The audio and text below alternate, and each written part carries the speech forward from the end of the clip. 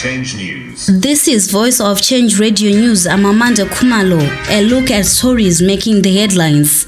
220-unit border staff village construction nears completion. In business news, ZNCC commends mass loans to productive sector. In regional and international news, Sudan recorded highest gold production in 2022. In sports, ex-England star Ballance named in Zimbabwe squad for Ireland series. The news in detail. The government staff village comprising 220 houses for civil servants and other state employees assigned to the Beitbridge border post is nearing completion, ensuring that those deployed there can do efficient work instead of spending their time looking for somewhere to live. Zimbabwe's consortium is building the village as part of its 17.5-year concession from the government, and those living in the houses will be assigned from the civil service, mainly the Department of Immigration, who check people entering and leaving Zimbabwe, and ZIMRA, who handle the assessment and collection of customs duties. In the last decade, inefficiency issues had been mainly attributed to the shortage of accommodation for government agencies, and so most critical departments had to work with a lean staff. However, the Second Republic, led by President Mnangagwa and its partners, secured $300 million to transform the border post as part of the general policy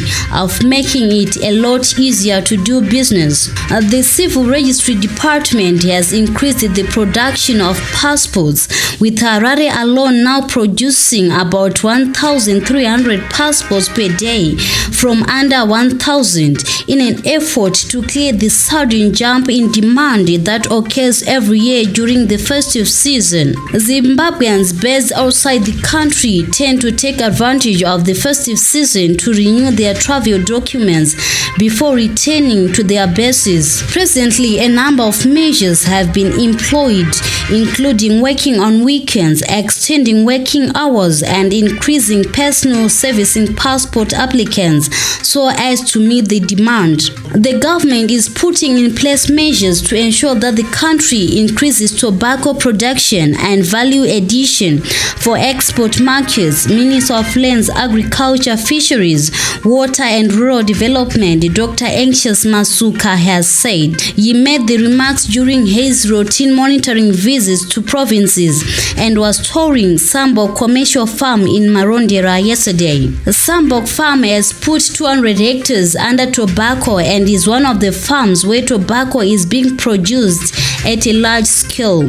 In business news, the Zimbabwe National Chamber of Commerce, ZNCC, has glorified growth in loans extended to the productive sectors in 2022, saying the development will encourage the country's economic growth. Last year, more than 73% of the loans went to the productive sector, making it a relatively better year in terms of lending compared to the prior year. Improved lending to the productive sectors usually translates to increased investments, which leads to better income inflows for the country in terms of the gross domestic product. The economy had in previous years been experiencing funding limitations, largely due to tight lending conditions and of lack of long-term loans. Moving on to regional and international news, the Sudanese Mineral Resources Company announced the production of more than 18 tons of gold in 2022. The body described it as the highest productivity in the history of the mineral sector in Sudan. It is estimated that over 50% of Sudan's gold is smuggled out of the country,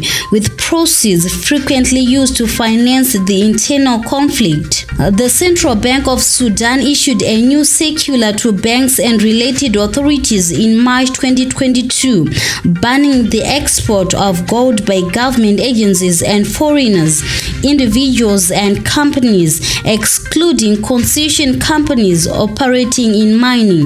The circular also limited the role of the Central Bank of Sudan to purchasing gold for the purpose of building reserves only. And finally, a look at sports.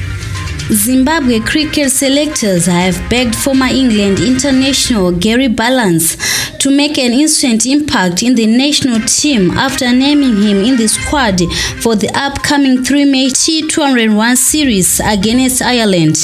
Ballance signed a 2-year deal with Zimbabwe in December, having been released early from his county contract with English county cricket side Yorkshire due to racism allegations.